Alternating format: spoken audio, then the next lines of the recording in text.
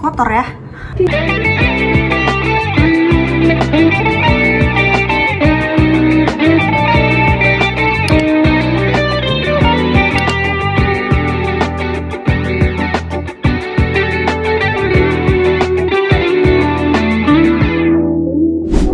Assalamualaikum warahmatullahi wabarakatuh. Hello everyone.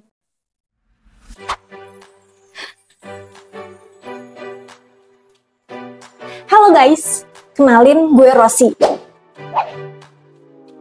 Gak pakai Valentino ya. Ini adalah channel gue. Dimohon banget kalau lo nonton video di channel ini, jangan lupa ambil sisi positifnya, buang sisi negatifnya. Oke? Jangan lupa bahagia. Gue tadi udah selesai kerja, sekarang gue pengen berbagi sesuatu ke kalian di umur gue yang 26 tahun ini. Kayak gue akan berbagi ke kalian tentang apa yang gue rasain setelah gue umur 20-an. Fakta-fakta apa aja yang gue dapetin gitu. Dan kemungkinan semua pemikiran ini tuh bakal berkembang gitu. Mungkin akan berbeda ketika gue kan sekarang umur 20-an, nanti ketika gue bikin video lagi umur 30-an, pemikiran gue juga akan berbeda kan. Jadi gue kasih kalian ilustrasi. Ilustrasi kayaknya kurang seru ya. Ilustrasi. Wah, kapannya jadi anak SMP? Kayaknya enak deh jadi anak SMP. Uang sakunya nambah, bisa jajan lebih banyak. Jadi anak SMA keren kali ya. Bisa pacaran kayak di sinetron-sinetron gitu. Kapan sih gue SMA? Ya elah, ujian masih lama ya. Gue pengen jadi anak kuliahan, udah nggak perlu pakai seragam kayak gini, terus bisa pakai baju terserah dan bisa merantau, bisa main sepuasnya. Gila, kapan sih lulus skripsi nih? Capek banget, gak kelar-kelar nih skripsi. Gue kan pengen kerja, dapat duit biar nggak nyusahin gitu. Kayaknya gue minta duit terus sama orang tua kayak nyusahin banget. Gue mau cepet-cepet kerja. Ternyata dunia kerja kayak gini. Gue ngerasa kayak gue diperas gitu tenaganya. Udah gaji gak seberapa.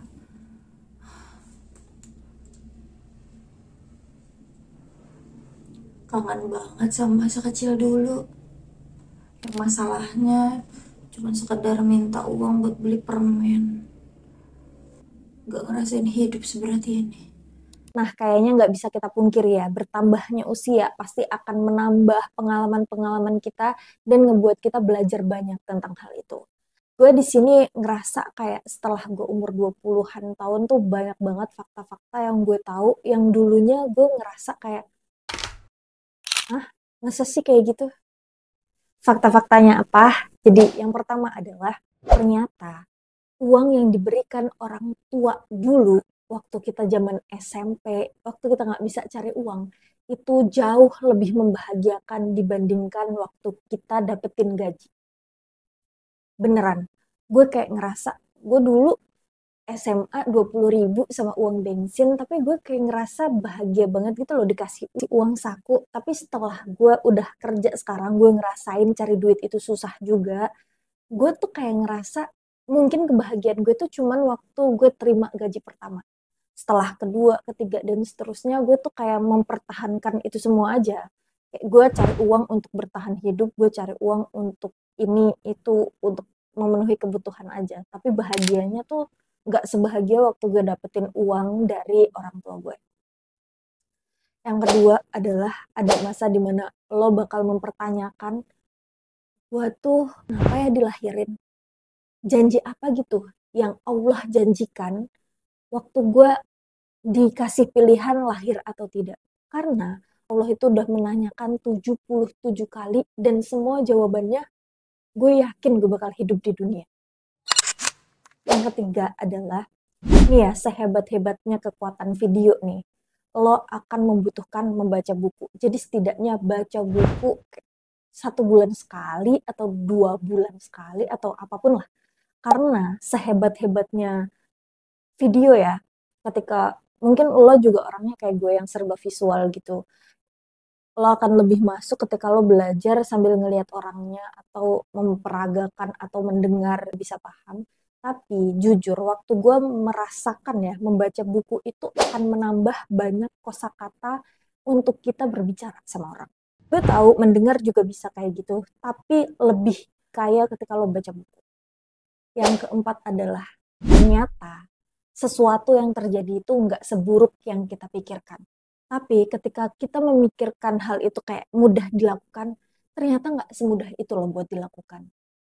Kelima adalah akan ada satu momen di mana kamu mempertanyakan yang dilakuin tuh benar atau salah sih.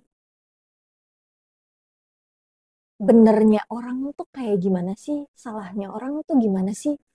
Semua kan punya sisi pandangnya masing-masing gitu.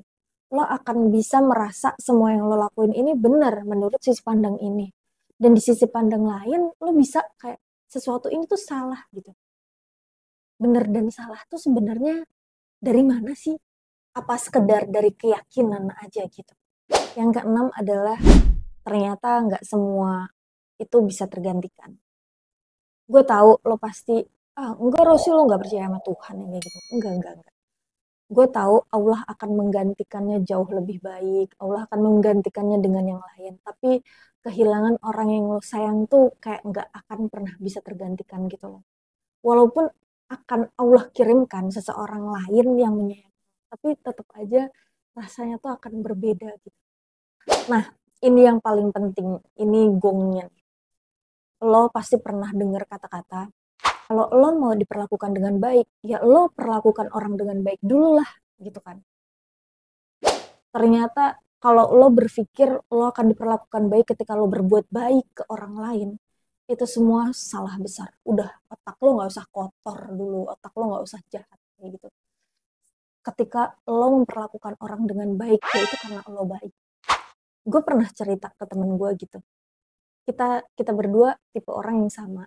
Kayak selalu ada harapan ketika kita ngelakuin sesuatu yang baik ke orang, dia itu akan membalas kebaikan itu dengan sama baiknya gitu.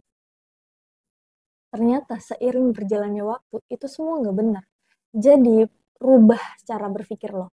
Jadi lo harus memperlakukan orang baik karena lo baik aja. Nggak perlu orang harus memperlakukan hal yang sama ke lo. Nggak perlu orang harus berbuat baik juga ke lo. Tapi percaya deh, semua orang itu juga berpikir kayak lo. Dia akan memperlakukan orang dengan sebaik mungkin. Gitu aja. Pokoknya itu. Jangan pernah berbuat apapun tapi lo mengharapkan sesuatu berbalik ke lo. Misalnya lo, kalau lo itu punya quality time banget sama teman lo, tapi belum tentu teman lo tuh melakukan hal yang sama. Lo tuh nggak terlalu penting juga buat mereka. Itu bisa jadi. Intinya semakin dewasa lo akan belajar banyak banget dari pengalaman hidup lo. Oke, lo tahu teori-teori lo harus berbuat baik, lo harus bahagia. Gimana lo bisa membahagiakan orang lain kalau lo nggak bahagia? Ternyata menolong orang itu bisa ngebuat lo bahagia. Jadi nggak melulu lo harus membahagiakan diri lo baru nolong orang lain. Bisa jadi lo nolong orang lain dan lo mendapatkan kebahagiaan itu. Kayak banyak banget sesuatu yang lo harus lakuin. Jadi buat kalian, semoga kalian tumbuh dari pengalaman dan pengalaman itu membawa kalian ke pemikiran yang jauh lebih dewasa, ke kebaikan-kebaikan yang jauh lebih banyak. Jadi see you next time. Thank you so much. Wassalamualaikum warahmatullahi wabarakatuh. Saya